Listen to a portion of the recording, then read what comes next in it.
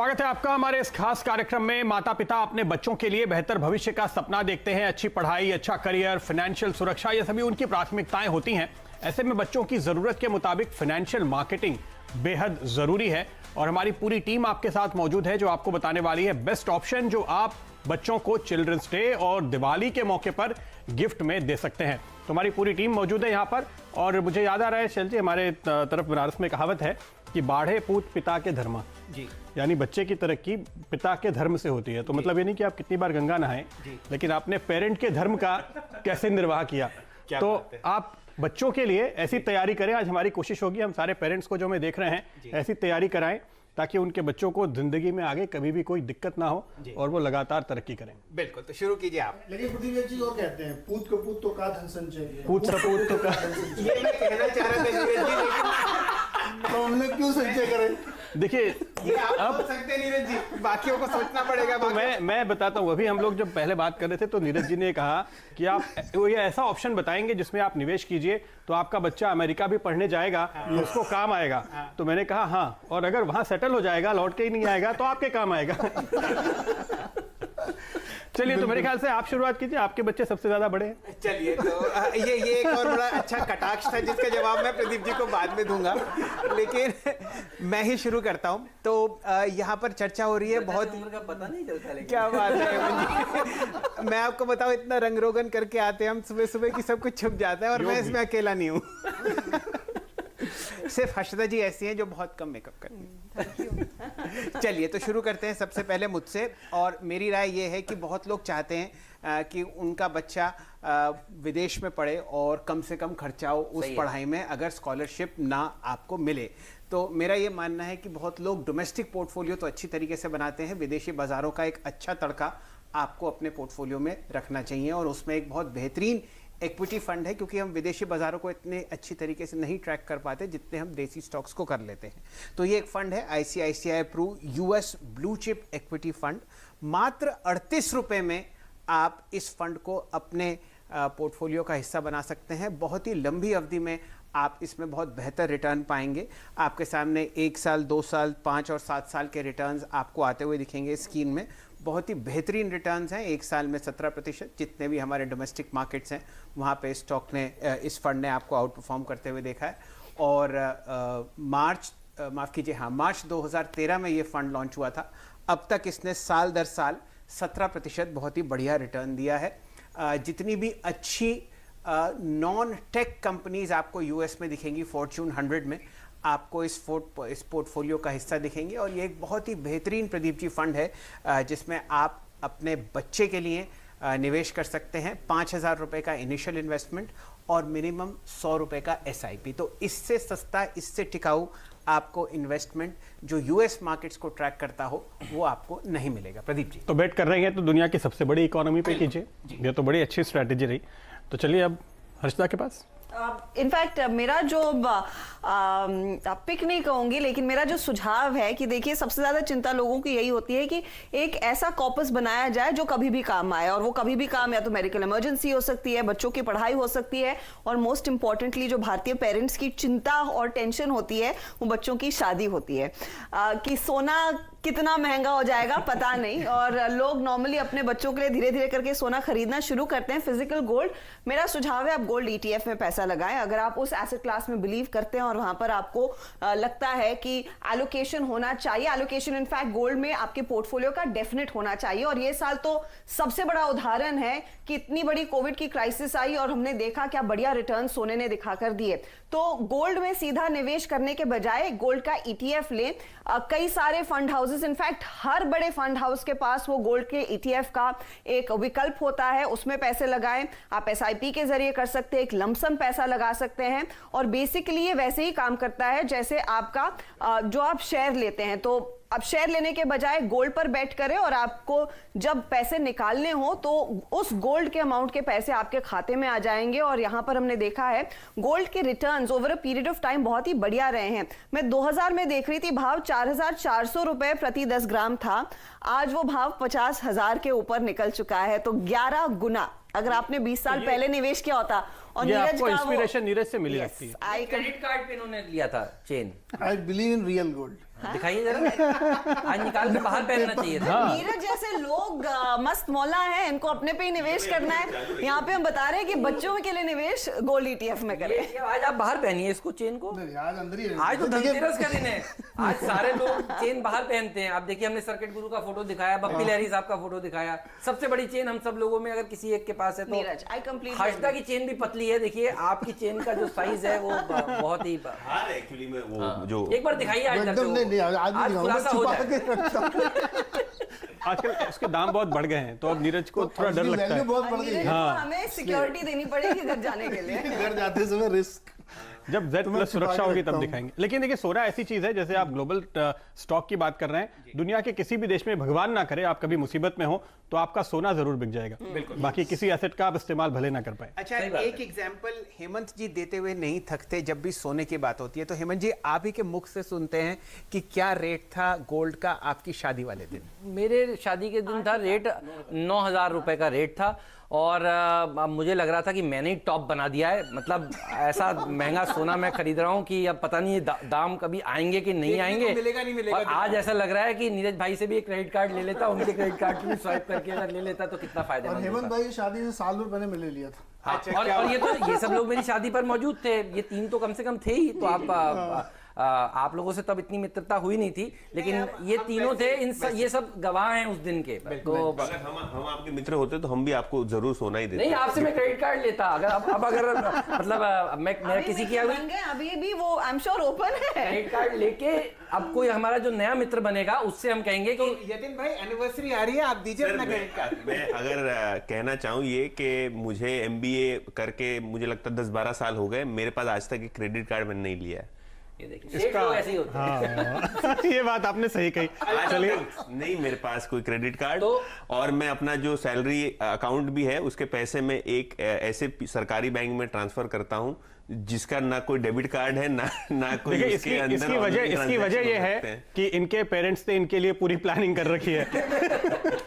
तो अब आप बताइए हेमंत, मैं आप बता क्या रहा हूँ, प्लानिंग कर रहे इनको हैं? क्रेडिट कार्ड अब हम दिलवाएंगे, और वो भी दिलवाएंगे HDFC से। तो HDFC बैंक, HDFC लिमिटेड। देखिए, जब बच्चा होता है तो हम लोग कहते हैं कि सबसे बढ़िया स्कूल में जाए, सबसे बढ़िया कपड़ा पहनाते हैं। फादर अपने कपड़े से ज्यादा कोशिश करते हैं कि मेरे बेटे की शर्ट चमकती रहे, ये होता है। उसको बेस्ट साइकिल वो दिलाते हैं, जो वो खुद नहीं कर पाए वो सोचते हैं कि मेरा बेटा करे, ये होता है। वो खुद चाहे स्कूटर से चलते हो, बहुत सारे माँ बाप इस समय में सुन रहे हैं, वो खुद चाहे स्कूटर से चलते हो, वो चाहेंगे मेरा बेटा गाड़ी से चले, उसको बेस्ट जूते पहनाएंगे, तो आप बेस्ट शेयर खरीदवाइए। आप इससे बढ़िया शेयर है ही नहीं बाजार में। अच्छा, आप सब, मैं नाम बताऊंगा और आप सब लोग उसके बारे में बात करना शुरू कर देंगे। HDFC से बढ़िया इंस्टीट्यूशन है नहीं। बैंकिंग की अगर बात हो, HDFC ट्विंस, ये मेरे फेवरेट है। बदनाम भी हूं मैं इसको रिकमेंड करने के लिए, क्योंकि जब 738 रुपए का भाव था HDFC बैंक का, जब कोविड का समय था, तब भी मैं कहता था खरीदो, और आज भी मैं कहता हूं खरीदो। जब HDFC लिमिटेड कोविड के दौर में मार्च लो में 1475 का लो लगा रहा था, तब भी मैं कह रहा था SIP करिए, और आज भी मैं कह रहा हूं SIP करिए। इससे बढ़िया कुछ भी नहीं है। अगर आपको शेयर बाजार में एक्सपोजर लेना है, पहली बार कदम उठा रहे हैं, धनतेरस का दिन है, कल मुहूर्त करना है, इन्हीं 2 शेयरों से करिए, और ये आपको अच्छा लंबा पैसा बनाकर देंगे। और प्रत्यक्ष किम प्रमाणम, ये हमने देख लिया, मार्च के लोस से आज तक के रिटर्न्स खुद कैलकुलेट कर लीजिएगा किस तरह के देखने को मिले हैं। लीडर है, लीडर की तरह बिहेव करता है, सबसे बढ़िया कमेंट्री आती है, और मैनेजमेंट का बैंडविड्थ क्या कहने। पुरी साहब गए, उनको सलाम आज भी देखिए सब लोग कर रहे हैं। शशिधर जगदीशन साहब आए, उनको भी बाजार सैल्यूट कर रहा है। तो हेमंत जी, अगर आप लंबी अवधि में देखें तो HDFC और HDFC बैंक ने सोने से बेहतरीन रिटर्न। यस, तो बेस्ट स्टॉक है, सोने जैसा शेयर है। मैं हर्षदा के साथ हूं। पहला, अगर मुझे कुछ करना होगा अपने बच्चों के लिए तो मैं सोना खरीदूंगा, दूसरा काम करना होगा तो सोने जैसा शेयर खरीदूंगा। क्या? चलिए, तो अब दिल्ली चले, दीपाली के पास। जी बिल्कुल, और इनफैक्ट मैं मिस कर रही हूँ मुंबई स्टूडियो में होना, आपकी गपशप में पार्टिसिपेट नहीं कर पा रही हूँ। लेकिन हाँ, जो स्टॉक मैंने चुना है उसके प्रोडक्ट्स हम आज भी इस्तेमाल करते हैं। बिल्कुल, उसके प्रोडक्ट हम आज भी इस्तेमाल करते हैं, हमने बचपन में भी इस्तेमाल किए हैं और आजकल के बच्चे भी यूज करते हैं। और जितना सेटिस्फेक्शन इसके प्रोडक्ट्स को खाने में मिलता है उतना ही सेटिस्फेक्शन आपको मिलेगा अगर आप अपने बच्चे के भविष्य के लिए स्टॉक को अपने पोर्टफोलियो में रखेंगे। B for biscuits, B for Britannia, B for buy. Britannia पर नजर रखनी है, ब्रिटानिया खरीद सकते हैं अपने बच्चे के फ्यूचर के लिए। देखिए 100 साल पुरानी कंपनी है, एक जाना माना नाम है ये, और इनफैक्ट इसका मार्केट शेयर भी अगर आप अभी देखेंगे तो 50% के आसपास का मार्केट शेयर है। Tiger biscuits, good day biscuits, इनके काफी पुरानी ब्रांड्स रही हैं जो कि आज भी काफी बेची जाती हैं। डेयरी सेगमेंट में भी है कंपनी की चीज, मिल्क, दही, ये तमाम प्रोडक्ट्स आते हैं। और इंटरेस्टिंग ये है कि इंडियन मार्केट्स में ही इसकी स्ट्रॉन्ग प्रेजेंस नहीं है बल्कि ओवरसीज मार्केट में भी है। 60 देश है जहां पर कंपनी के ऑपरेशंस हैं, और नेपाल में नंबर 1 है, यूएई में नंबर 2 पोजीशन पर है। तो ब्रिटानिया एक स्टॉक है, कांस्टेंट ग्रोइंग कंपनी है, आप पास देख लीजिए और उससे ब्राइट फ्यूचर इसका नजर आता है। तो ब्रिटानिया एक स्टॉक है जिसको देखा जा सकता है अपने बच्चे के हिसाब से। बिल्कुल, तो ब्रिटानिया पे नाम सुनकर कैसा लगता है कि ये ब्रिटेन की कंपनी है? नहीं, काफी लोग ऐसे ही सोचते हैं, फिर उनको बताना पड़ता है। इनकी जो पेरेंट है बीबीटीसी, वो बॉम्बे बर्मा, हाँ, उनका जो इनकॉर्पोरेशन है वो यूके में हुआ है, तो वहां की रजिस्टर्ड कंपनी है, तो ताल्लुक तो है। नुस्ली वाडिया साहब भी प्राय विदेश में ही होते हैं। बिल्कुल, तो ये रिलेशनशिप है। लेकिन ब्रिटानिया वो स्टॉक है जिस पर आपकी नजर होनी चाहिए, तो दीपाली आपको सुझा रही है, और ये सारे बच्चों का फेवरेट तो है कम से कम, इसके बिस्किट और इसके प्रोडक्ट्स, तो बच्चे के लिए आप इससे बेहतर स्टॉक नहीं देख सकते। तो यह है अगला स्टॉक जो आपके लिए आ रहा है। हमारी टीम में अभी बहुत सारे और आइडियाज आने बाकी है, वो सब आपको बताएंगे, लेकिन डायरेक्टर साहब करें कि एक छोटा सा ब्रेक ले लेते हैं, लौटेंगे तुरंत, आप कहीं जाएगा नहीं। वीडियो में आगे बढ़ने से पहले डिस्क्रिप्शन बॉक्स में जो लिंक दिया गया है वहां पे क्लिक करके इंडिया के नंबर 1 ब्रोकरेज हाउस जीरोडा के साथ जुड़िए, जहां पे आपका ब्रोकरेज 0 लगेगा, और अगर लगेगा तो वो भी सिर्फ 20 रुपये इंटरडे ट्रेडिंग के लिए। स्वागत है आपका एक बार फिर। तो दिवाली और चिल्ड्रंस डे एक साथ, और ऐसे में आप अपने बच्चों को क्या बेहतरीन तोहफा दे सकते हैं, ये बात हो रही है। हमने इंटरनेशनल फंड ले लिए, हमने बात कर ली गोल्ड खरीदने की, गोल्ड ETF लेने की, और साथ ही साथ हमने बात की ब्रिटानिया की। अब आगे और किन स्टॉक्स पर या किन इन्वेस्टमेंट ऑप्शंस पर हमारी टीम की नजर है, आइए जानते हैं। नीरज, पहले आपसे। हाँ, तो मेरा जो आइडिया है कि अपने बच्चों को ऐसा गिफ्ट दीजिए जो आपको भी पीस ऑफ माइंड दे और बच्चों की भी चिंता ना हो। पूरा मार्केट ही खरीद लीजिए आप। कितने पैसे लगेंगे? कुछ नहीं, बहुत कम पैसे। निफ्टी ETF की बात मैं कर रहा हूँ। आप इंडेक्स को खरीदिए, निफ्टी ETF को। कुछ आपको सोचना नहीं है, इसमें फंड मैनेजर का इंटरफेरेंस नहीं है, लोड फैक्टर कम है, ट्रांसपेरेंसी है, दिमाग नहीं लगाना, उसी स्टॉक पे उसको पैसे लगाना है, तो इक्विटी डिस्ट्रीब्यूशन भी होता है। और इसका रिटर्न 17-18 से लेकर के 14 के बीच में पिछले 20 साल से चल रहा है, तो आपको सोचना नहीं है। इसका फार्मूला ये है कि मान लीजिए आपका बच्चा 5 साल का है या 3 साल, जो भी उसकी उम्र है, उतने हजार हर महीने आपको SIP करना है, और उसमें 5% का इंक्रीमेंट एवरी ईयर लगाना है। तो समझ लो आज आपका बच्चा 5 साल का है, तो 5-5 हज़ार रुपये हर महीने डालिए, अगले साल उसमें इंक्रीमेंट करिए 5 हज़ार रुपये के, और फिर लगाइए। अगर आप बहुत रिच हैं तो 5 के मल्टीपल में कर लीजिए। जब वो बच्चा 25 साल का होगा, 20 साल का, तो वो अमेरिका में पढ़े, कहीं भी पढ़े, केलॉग यूनिवर्सिटी में पढ़े, पैसे की जरूरत नहीं पड़ेगी। तो इसलिए निफ्टी ETF में लगाइए, पीस ऑफ माइंड है, दिमाग पर जोर नहीं देना। फंड मैनेजर को पैसा दे रहे हैं, उसके हाथ भी बांध दे रहे हैं कि पैसे यहीं लगाओ। अगर आपको ऐसा लगता है कि फंड मैनेजर आप बहुत अच्छा बेटर कर सकता हो, शैली जी ने जो ऑप्शन बताया उसमें भी आप जा सकते हैं। और ये वो व्यक्ति हैं जो सुझा रहे हैं जो सुबह 3 बजे उठ के 2020 की टीम बनाते हैं, पूरी छल्ली निकाल के। देखो इस पे 2020 का फंड एक दिन लॉन्च करेंगे, बिल्कुल उस फंड में पैसा लगाइएगा, उस फंड में उससे ज्यादा पैसा बनेगा, ये बात पक्की है। 2020 फंड होगा। जब मैंने ये आइडिया दिया तो मेरी बड़ी आलोचना कर रहे थे यतिन भाई। क्या? नहीं, मैं आलोचना नहीं कर रहा था, मैं आपको ये बता रहा था कि आपने गोल्ड ETF बताया, आपने निफ्टी ETF बताया, शैल जी ने एक फंड बताया, तो एक पौधा भी लगा सकते हैं साथ में, कोई फल का, जैसे अमरूद का हो, आम का हो, ये वही पौधा है, पपीते का हो, हेल्थ भी सही रहेगी उससे। देखो ये वही 3 पौधा साल है। बाद जो है, और हर साल हर जो उम्र है उतने आप झाड़ लगाइए। नहीं तो ये उसी पौधे को मैं कह रहा हूं, आज आप आम का पौधा लगाइए, पेड़, वो 20 साल बाद खूब सारे आपको फल देगा। 3 साल वैसे इससे अच्छा एक आइडिया है मेरे पास, लेकिन वो लिस्टेड नहीं, इसलिए कैसे बताऊं मैं। आप जमीन खरीदिए, भारतवर्ष के किसी गांव में, किसी शहर में, खाली उसके आसपास नदी नहर होनी चाहिए, 20 साल में वो आपको कम से कम 20 गुना रिटर्न देगा। लैंड होनी चाहिए, फ्लैट, बंगलो, ये सब कुछ नहीं, बैरन लैंड, फर्टिलाइजर। ये रायबरेली में बगीचा भी लगा रहे हैं, बता नहीं रहे हैं, ये उनका प्लान भी है। हाँ, टाइटल वो तो खैर करना पड़ेगा। तो यतिन भाई, आप क्या कह रहे हैं? तो देखिए, आप सभी ने ऐसे ऐसे तथ्य दिए हैं, किसी मतलब डिफेंसिव पोर्टफोलियो बनाइए, क्वालिटी पोर्टफोलियो बनाइए।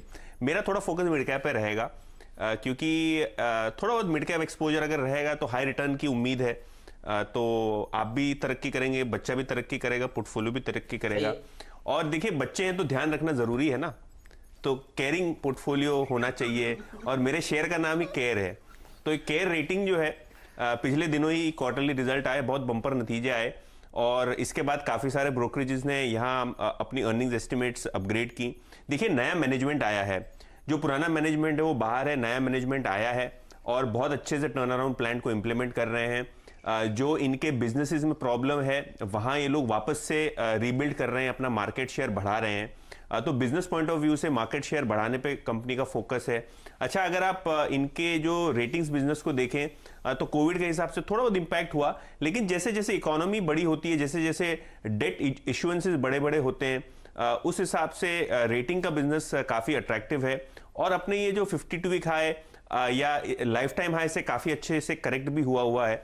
तो यहाँ अपनी नज़रें होनी चाहिए, काफ़ी दमखम है। और अगर आप वैल्यूएशन की बात करें तो FY 22 के बेसिस पे सिर्फ 18 के PE पे अवेलेबल है, और ये नॉर्मलाइज अर्निंग्स है, अर्निंग्स सरप्राइज भी कर सकती हैं, और वैल्यूएशन जो आपको 18 टाइम दिखता है शायद उससे कम भी आपको दिखेगा अगर आप अर्निंग्स पे बिलीव करते हैं। अच्छा, ब्रोकरेजेस के अगर आप माने तो Elara capital, Edelweiss, Centrum capital, इनके लगभग 480 से लेकर 500 रुपए के टारगेट है। तो बहुत अच्छी तरीके से ये मिड कैप कंपनी पे फोकस करना चाहिए। शायद यहाँ से अच्छे रिटर्न्स की उम्मीद आप साल दर साल यहाँ कर सकते हैं।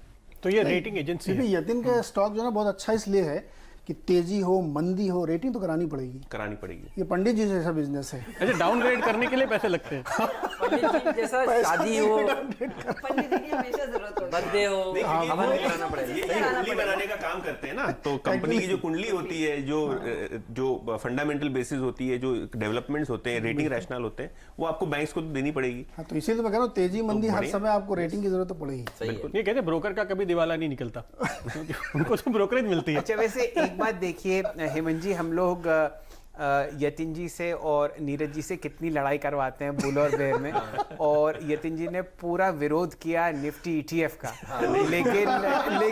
लेकिन नीरज जी कितने दरिया दिल इंसान है, उन्होंने कहा कि भाई तुम्हारा केयर रेटिंग का जो स्टॉक है वो बहुत अच्छा है, और आप ध्यान दीजिए, आप बेयर बनते हैं और जो बुल हैं वो आपकी तारीफ कर रहे हैं। चलिए, तो अब आखिरी ऑप्शन की बारी आ गई है। मैं बता देता हूं आपको, जो स्टॉक मैंने चुना है वो है IDFC फर्स्ट बैंक, और इसकी हम कई बार बात कर चुके हैं, और अभी यतिन मुझे कह रहे थे कि अगले 5 दीपावली तक मैं यही देने वाला हूं। नहीं, मैं ऐसे नहीं बोल रहा था, वो तो आपस में हमारी बातें हो रही थी। लोग तो चलती रहती है ये, लेकिन ऐसा स्टॉक है कि अगर आप अगली दीपावली, उसके बाद की दीपावली और उसके बाद की दीपावली पे भी पूछेंगे तो मैं आपको कहूंगा कि हाँ, यही स्टॉक है जो आप अभी भी लीजिए अपने बच्चों के लिए। इसकी वजह है, देखिए, वैद्यनाथन साहब बहुत अच्छे पेरेंट हैं।